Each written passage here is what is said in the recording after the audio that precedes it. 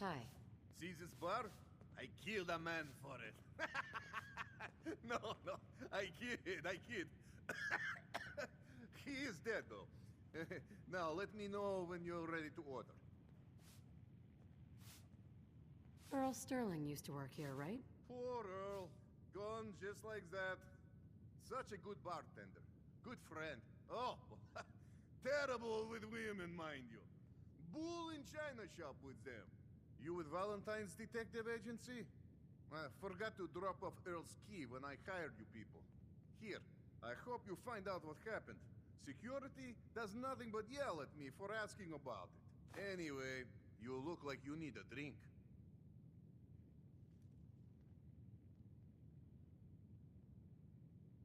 So, this your bar? Damn straight it is. My brother Yefim and I make the best moonshine in the entire Commonwealth. We call it Bobrov's Best. Had to start renting out rooms just so customers had a place to safely pass out after drinking it.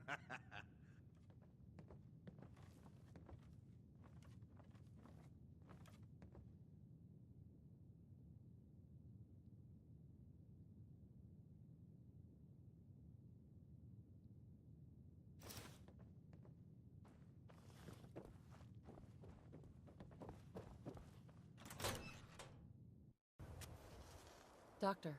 Let's get you examined right away. Time is not on the side of the surgeon.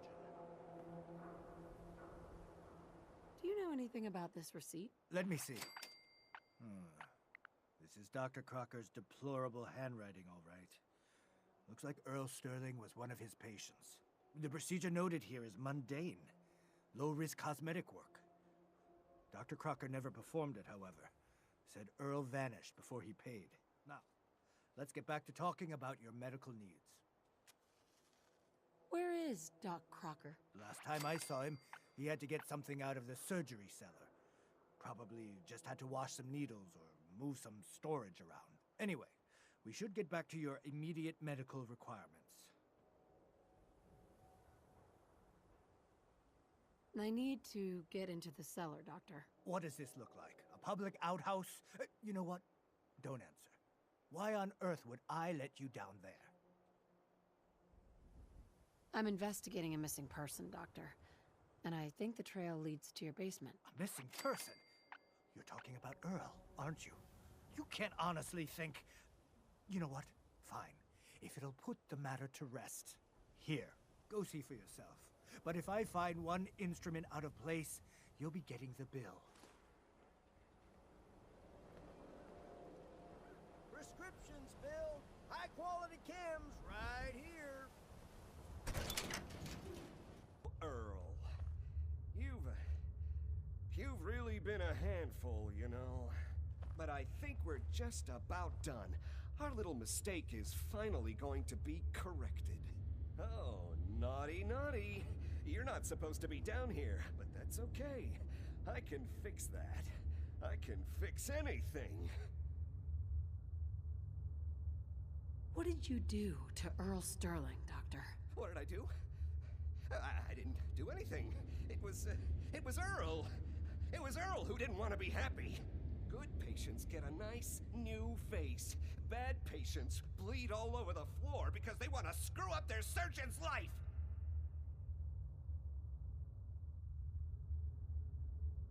You killed a man, Doctor. You're gonna pay for it. Put the gun down and come with me.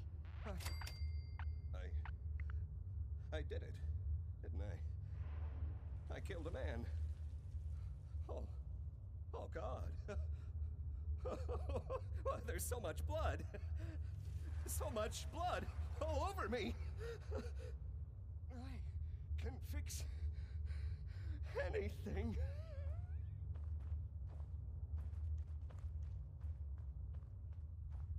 What's going on here? Is that Dr. Crocker? Right for the taking. I think you owe me an explanation. What happened here?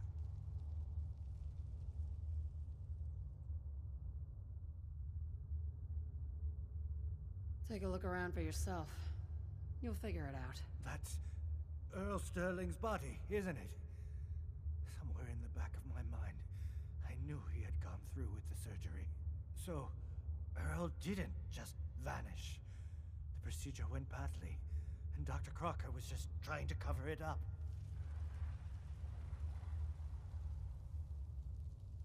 What are you gonna do now, Doctor? Now, I have a report to file, a mess to clean up, and a lot of explanations to give to our patients. You should get going. A medical professional should be the one to handle all this contamination. There's no sport to spilling blood if the person ain't earned it. Lucky for us, the Commonwealth provides. Ellie. So, you find out where Earl Sterling ran off to? Earl never went anywhere. Doc Crocker killed him during a botched surgery. Crocker killed Earl? Gone as long as he was, I figured maybe Raiders or the Institute, but Crocker? Where's the doc now? Rotting in a cell, I hope. Well, he's rotting somewhere. Somewhere? What do you... Oh. Oh my god. I'm so sorry you had to go through that. Here, take this. Sounds like you earned it. I'll send word along. Let everyone down at the dugout inn know what happened. Shame it couldn't be better news. Thanks again for closing this one out.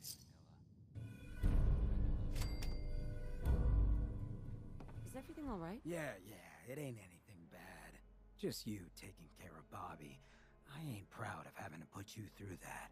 That sort of dictatorial shit ain't usually my style.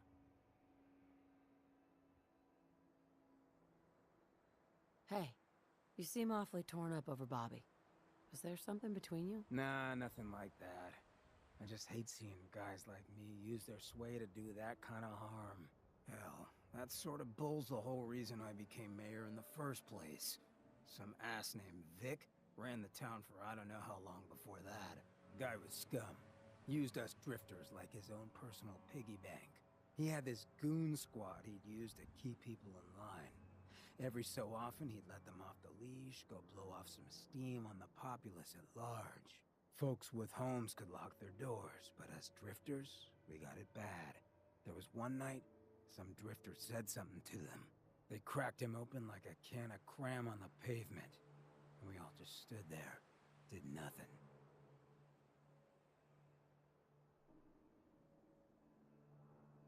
Wasn't there anyone who could have helped? Who knows? Maybe. Honestly, we were all so terrified we couldn't bring ourselves to move until it was over, let alone get help. I felt like less than nothing. Afterwards, I got so high, I blacked out completely. When I finally came to, I was on the floor of the old state house, right in front of the clothes of John Hancock. John Hancock, first American hoodlum and defender of the people. I might have still been high, but those clothes spoke to me. Told me what I needed to do. I smashed the case, put him on, started a new life as Hancock. After that, I went clean for a bit, got organized, convinced Cleo to loan me some hardware, got a crew of drifters together and headed out into the ruins, started training.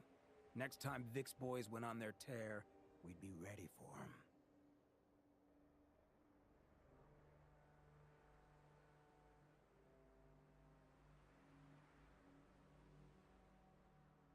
You don't actually think the clothes of John Hancock spoke to you, right? Nah, I just felt, you know, a connection. It seemed like he and I were dealing with the same shit. Serious oppression. So, the night of, we all got loaded, let Vic's boys get good and hammered, and burst from the windows and rooftops where we'd been hiding. They never even saw it coming. We didn't have to fire a shot. We didn't have to. But we sure fucking did. It was a massacre. Once we'd mopped up, we strolled right into Vic's quarters in the State House, wrapped a rope around his neck, and threw him off the balcony. And there I am, gun in hand, draped in Hancock's duds, looking at all the people of Goodneighbor assembled below. I had to say something. That first time I said them, they didn't even feel like my words. Of the people, for the people, was my inaugural address. Became Mayor Hancock of Goodneighbor that day. And from then on, I vowed I'd never stand by and watch. Ever again.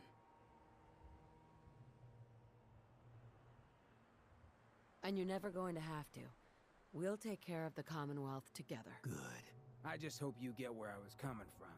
I ain't out to bring harm to anyone that didn't earn it. Though I'm getting the distinct idea you got the same plan.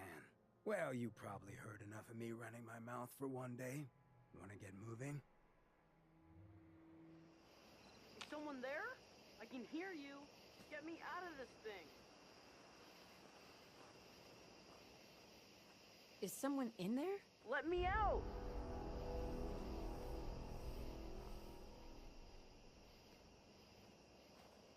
Who are you? My name is Billy.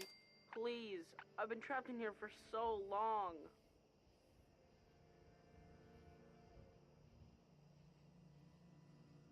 How did you end up in there? I hid in here to get away from the bombs. But there isn't a handle on the inside, and it's really dark in here. The bombs were over 200 years ago. You're that old? I don't know how long I've been in here. A long time, though. A really long time. Please, I don't want to die in here.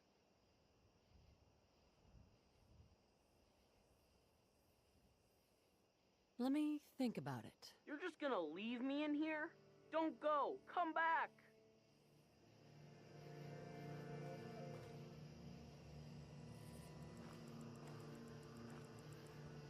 Get me out of here! You still there? Let me out! I'm just looking for the mayonnaise. Maybe you could grab it for me? Second shelf? Right next to the pudding? That's not funny. That's not funny at all. What kind of horrible person would say that to a kid stuck in a refrigerator? Besides, I ate the pudding a long time ago. You might be lying. I'm not, I swear. I got inside to be safe.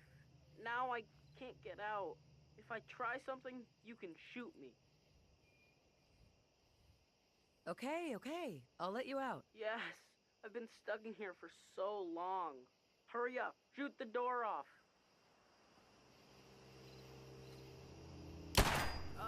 My legs are so stiff. Everything's so different. I guess I was in there for a really long time. What do I do now? So, what's the story with you in that fridge? It happened so long ago, back before everything got wrecked. When I heard the sirens, I tried to find someplace safe. When everything started to shake and fall apart, I just crawled inside. When it got quiet again, I tried to get out, but there isn't a handle on the inside.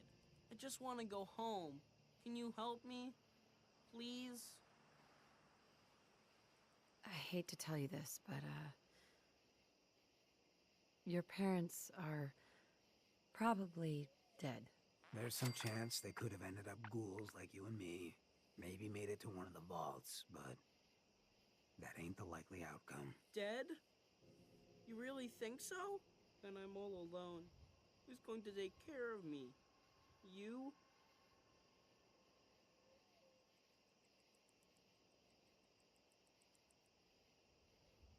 Were your parents... were they good to you? Yeah, my dad was the best. My mom always took care of me.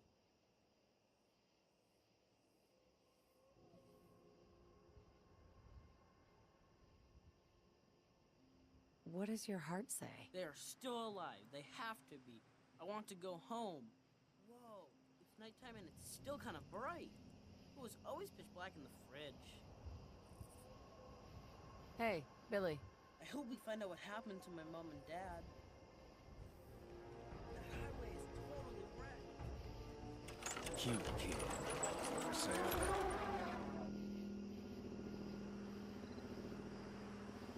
What's a ghoul child worth? Hey, you can't sell me. Plenty. I'll give you 200 caps. Ghouls are immune to radiation, don't age, and don't need to eat. You can work 'em real hard. No. What kind of person are you? The kind who does whatever it takes to survive out here. Thanks, lady. You're all right.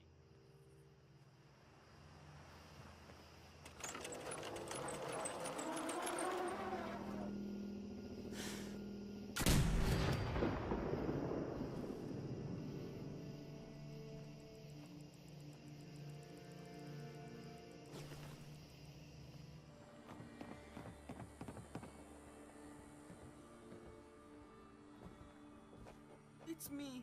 It's really me. Oh my god! We thought you were dead. What happened to you? You're all burned up like me. We're ghouls, Billy. The radiation changed us. Looks like it did the same thing to you. Don't worry about it, Billy. Your dad and I don't care what you look like. We still love you. I love you too, Mom. I missed you guys. It's been so long. Hey there. Thank you for bringing us back our little boy. And saving us from that man.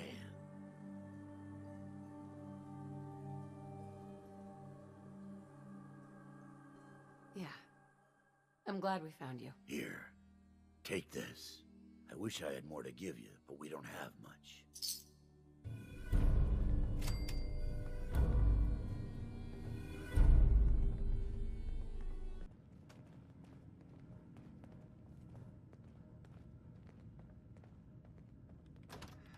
Dr. Amari?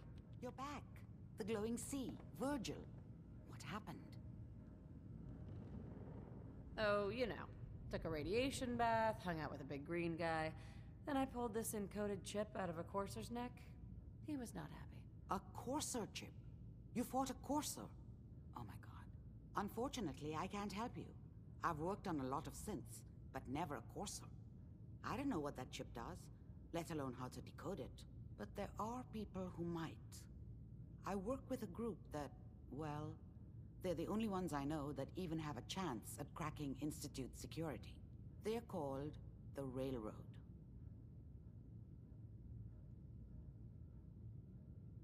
The Railroad? They help synths escape the Institute. I don't know who they all are. Usually an agent of theirs just shows up with someone who needs new memories. One of them gave me a code phrase. Said it would help me find them if there was ever an emergency. Follow the Freedom Trail. Any idea what the code phrase means? I'm not sure, but I remember there was a pre-war landmark with a similar name. I'd start there. Hopefully they've placed up. All right. I'll find them. Good luck. I'm sorry what I have is so cryptic, but hopefully you can figure things out as you go. I don't think I ever doubted you. Oh yeah? What kind of doubts? You kidding me? You look like you'd fallen out of the vault that day. I thought I'd see you picking your teeth out of the gutter by sunup. It's just real rare these days. Find someone who's not willing to take things the way they're handed to them. Too many good folks not willing to get their hands dirty. And too many assholes taking advantage of it. Look at what happened to Diamond City. Before McDonough took over, it was a half-decent place to live. A little stricter than I usually go for, but not terrible. I thought he and I had a pretty happy childhood. But then he decides he's gonna try and get elected with his anti-ghoul crusade. Mankind for McDonough. Before you know it, you got families with kids lining up to drag folks they call neighbor out of their homes and throw them to the ruins. You and McDonough knew each other as kids? Oh yeah. Guy's my brother. Grew up together in a little shack on the waterfront. Guy was the standard big brother. Entitled, punchy, liked to shove rotten potatoes down my shirt and slap my back. But I never thought he'd be capable of something like what they did to those ghouls. Why did McDonough campaign against the ghouls? Because he thought he could win. There'd always been a pretty clear divide between the folks living in the stands and those down on the field. I'm not convinced they didn't do it just to improve their view. I remember storming into his office above the stands after the inauguration speech. He was just standing there, staring out the window, watching as the city turned on the ghouls. He didn't even look at me. Just said, "I did it, John. It's finally mine." Should have killed him right there, but I don't think it would have changed anything. Instead, I pleaded with him, begged him to call it off. He said he couldn't. He had nothing against the ghouls. He was just carrying out the will of the people. And he couldn't betray the voters. And then he smiled. That hideous fucking mile-long smile. He never smiled like that when we were kids. I didn't even recognize him.